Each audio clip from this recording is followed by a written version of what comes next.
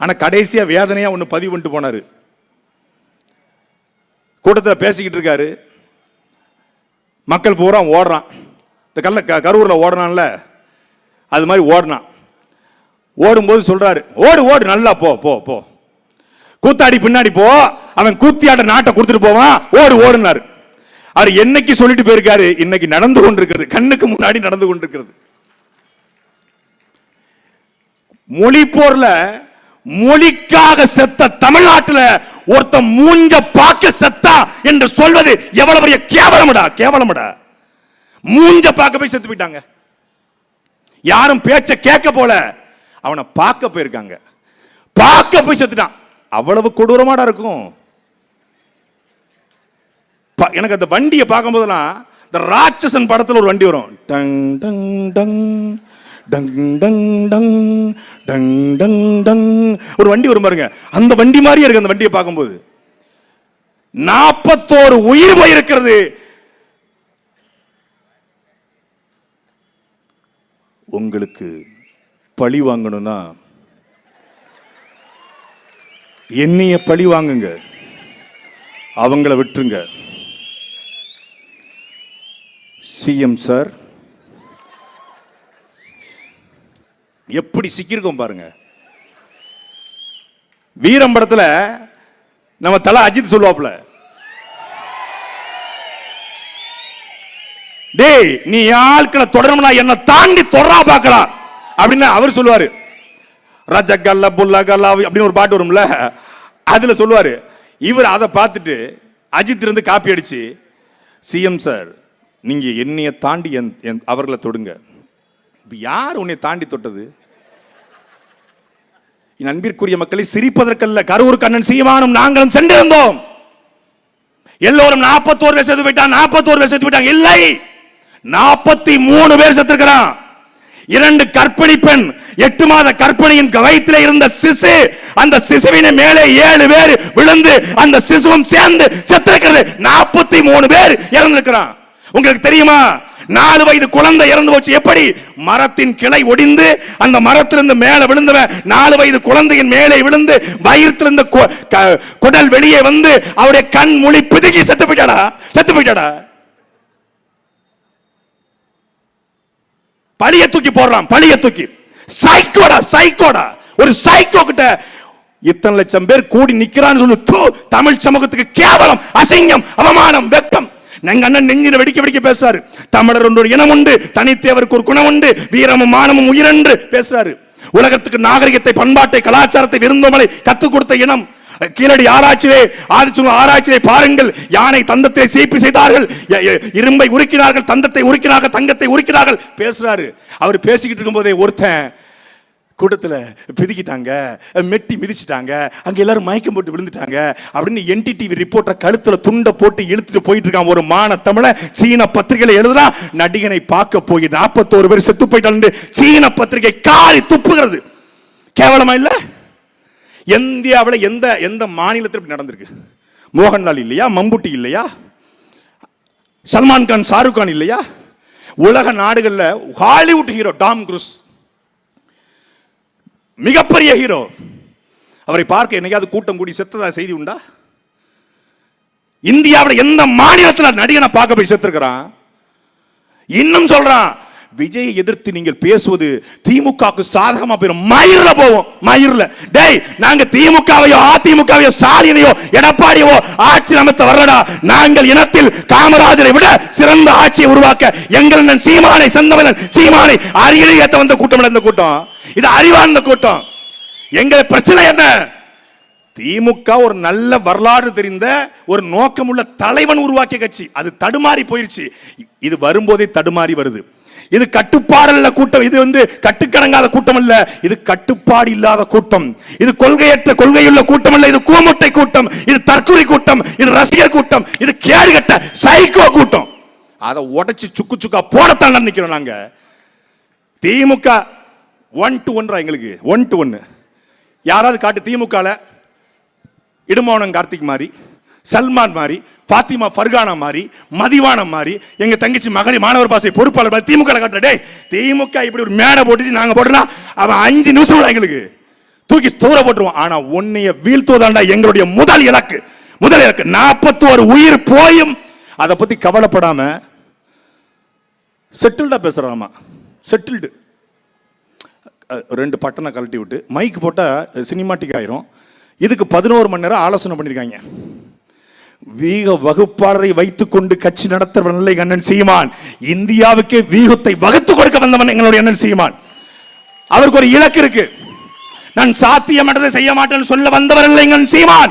அசாத்தியத்தையும் சாத்தியப்படுத்த என்னால் அசாத்தியத்தை சாத்தியப்படுத்திய உலக நாடுகள் 24 நாடுகள் எதிர்த்து நின்றபோதும் களத்திலே கத்தெடுத்து பெற்றெடுத்த பிள்ளைகளையும் கட்டிய மனைவியும் பணிகொடுத்து இந்த நாட்டின் விடுதலைக்காக உயிரித்த எங்களுடைய தலைவன் மேதகவே பிரபாகரனுடைய பிள்ளைகள் நாங்கள். அசாத்தியத்தை சாத்தியப்படுத்த வந்தவர்கள். சீமான் வரும்போது சொன்னா அவரெல்லாம் ஒரு தேர்தல் தாங்க மாட்டார்னா, ஒரு தேர்தல் தாங்க மாட்டார்னா, 1.1 ஓடி போயிருவாருன்னா. என்கிட்ட சொன்னா சீமான் கீமான்னு தெரியாத பைத்தியம் பிடிச்சிரும்னா. என்கிட்ட சொன்னா சீமான் பணம் வாங்கிட்டாருனா 1.1 4 விழுக்காடு 7 விழுக்காடு 8 விழுக்காடு வாங்கி இந்தியாவிலேயே தடை செய்யப்பட்ட இயக்கத்தின் தலைவனை தலைவனாக வைத்துக் கொண்டு, தடை செய்யப்பட்ட கொடியை கொடியாய் வைத்துக் கொண்டு இந்தியாவிலே தேர்தல் ஆணையத்தில் அங்கீகரிக்கப்பட்ட ஒரே கட்சி அது நாம் தமிழர் கட்சி மட்டும்தான்.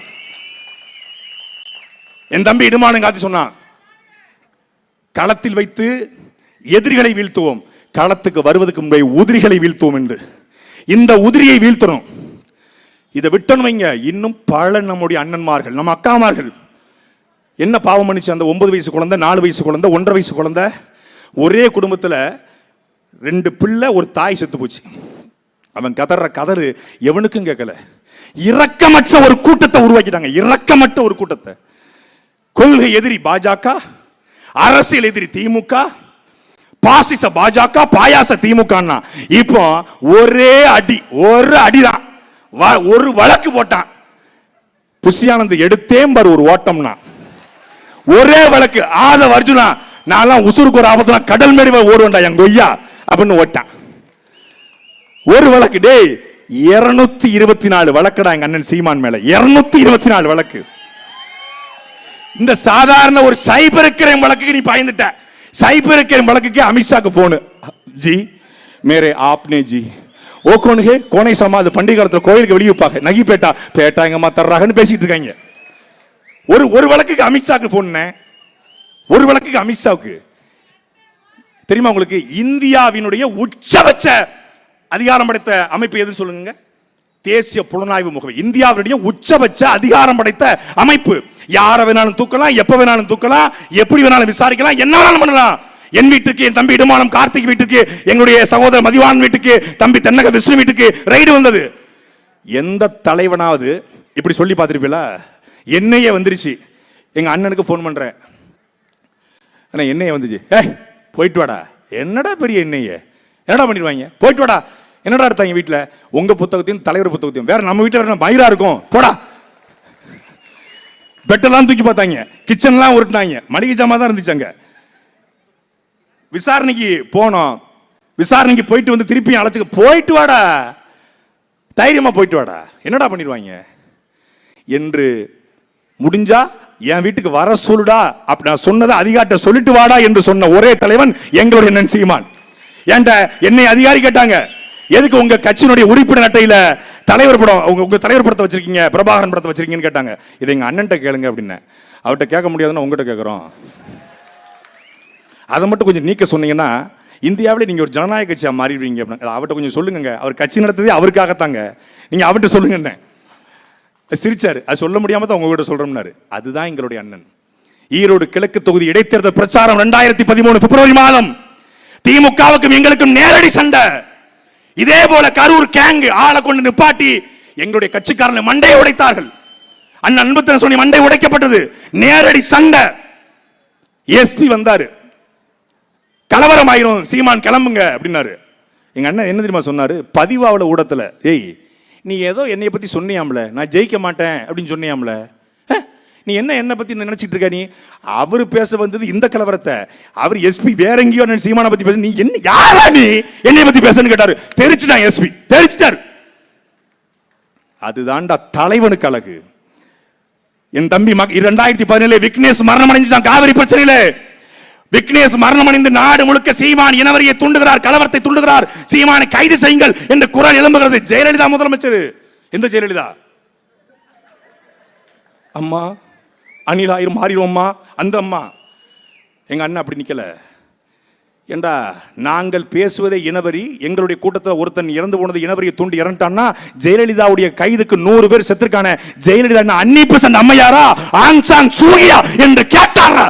ஜெயலலிதா என்கிற வீர பெண்மணி, இரும்பு பெண்மணி அதிகாரத்தில் இருக்கும் போதே கேட்ட ஒரே தலைவன் எங்க அண்ணன் சீமான்டா. அதனாலதான் சாகும் வரைக்கும் அவர் கூட நிப்போம்டா. வெட்டி தோல்வியும் மயிரும் மட்டை எம்எல்ஏ எம்பி என்னடா எங்க அண்ணன் கரம் பிடிச்சு நிப்போம்டா.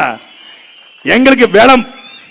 ஏய், நாங்கெல்லாம் அவர் உருவாக்கிய பிள்ளைகள்டா. அட்டை துறைமுருகன் திமுக பேருவாடி இம்பாடம் கார்த்தி தீம். நாங்க இன்னும் பஞ்சம் பழைக்க போறதுக்கு ராஜீவ்காந்தி கல்யாண சுந்தரம் கிடையாது. டேய், தொலைச்சு விடுவான். உங்களை தொலைச்சு கட்டத்தாண்டா எங்களை களத்தை இறக்கிருக்காரு. எங்களெல்லாம் கட்டுப்படுத்தி வச்சிருக்காரு. எங்களுடைய சென்சார் போர்டு எங்க அண்ணன். ஏய் அப்படிம்பாரு, கட்டுப்படுத்துவாரு. அவர் மட்டும் தம்பி இந்த அண்ணாத்துறை சொன்னார்ல, என்ன மட்டும் தணிக்கை இல்லாம ஒரு படம் எடுக்க விட்டா நான் நாட்டை போட்டுருவேன். எங்க அண்ணன் மட்டும் எங்களுக்கு என்னன்னு பேசுகிற தம்பி ஒரு அரை மணி நேரம் சொன்னா உன்னைய கொன்னு புதைச்சிருவான். அடுத்த நாளை கட்சியை கலைச்சு போயிடும். அந்த அளவுக்கு வெறி இருக்கணும்.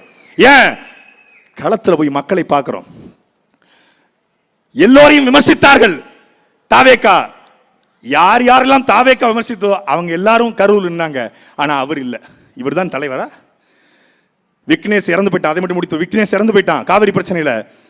அவன் இறந்து அவனுடைய உடலை மன்னார்குடிக்கு எடுத்துட்டு போய் அடக்கம் செய்து அந்த நீதி நிகழ்வு முடிகிற வரையும் ஒரு நாள் இரவு முழுக்க தூங்காமல் அன்றைக்கு முழுமைக்கும் கண்ணீரோடு நின்ற ஒரு தலைவன் எங்களுடைய சீமான். களத்துல தன்னை நம்பி நிற்கிற பிள்ளைகளை கைவிட்டு விட்டு கையேறு நிலையில நான் எமோஷன் ஆயிட்டேன். நீ எமோஷன் ஆகலடா, நாங்க அடிச்சன்ல மோசன் ஆயிட்டேன். எமோஷன் நாங்க எமோஷன் ஆயிட்டாரு. அவர் ரொம்ப சென்டிமெண்ட், அவர் ரொம்ப குழந்தை மாதிரி. அப்புறம் எதுக்கு அரசியலுக்கு வராரு? இப்படி எமோஷனல் ஆனவர், சென்டிமெண்ட் ஆனவர், வீக்கானவர் என்றால் நாளைக்கு ஒரு பிரச்சனை என்றால் களத்தில் நம்மளை விட்டுட்டு ஓடுவாரா ஓட மாட்டாரா என்ற கேள்விக்கு மட்டும் பதில் சொல்லுங்கள். என் அன்பிற்குரிய மக்களே, காமராஜர் விழாவில் கண்ட கருமத்தையும், ஐயாவின் விழாவில் அற்ப பதர்களையும், எங்க தாத்தாவின் விழாவில் தற்கொலைகளையும் பேசக்கூடாது என்று நினைச்சு வந்தேன். சத்தியத்தை மீறி பேசிட்டேன். அதனால் காமராஜர் போல ஒரு உன்னத தலைவனுடைய, உண்மை தலைவனுடைய, நேர்மை தலைவனுடைய ஆட்சி வர வேண்டும் என்றால் நீங்களுக்கு ஒரே வாய்ப்பு, இறுதி வாய்ப்பு, நமக்கு இருக்கிற வாய்ப்பு விவசாய சின்னத்திலே நாம் வாக்களிப்பது மட்டும்தான். எந்த சிவகாசியிலேயே நம் தாத்தா காலடி தடம் பதிந்ததோ அந்த சிவகாசியிலே நாம் நமக்கு விவசாய சின்னம் வென்றது என்கிற வரலாறு பதிய வேண்டும். வரலாற்று ஒரு சின்ன பிழை நிகழ்ந்துருச்சு. எங்களுடைய தாத்தா கர்ம வீரர் காமராஜரும் எங்களுடைய தாத்தா தெய்வ திருமகனார் முத்துராமலிங்க தேவரும் கரம் கோர்த்து நின்றிருந்தால் இங்க அண்ணாவும் இல்ல, எம்ஜிஆரும் இல்ல, ஜெயலலிதாவும் இல்ல, ஸ்டாலினும் இல்ல. தாத்தாக்கள் நிக்கல, பேரன்கள் தெய்வ திருமகனார் முத்துராமலிங்கத்துடைய பேரன்களும், காமராஜருடைய பேரன்களும், இமானுவேல் சேகரனாருடைய பேரன்களும், முத்துவடகனாருடைய பேரன்களும் எல்லோரும் சேர்ந்து கரம் கோர்த்து நிக்கிறோம். ஒரு தமிழன் செந்தமிழன் சீமானை அரியணை ஏற்ற. நன்றி, வணக்கம். நாம் தமிழர். கல்வி கற்பது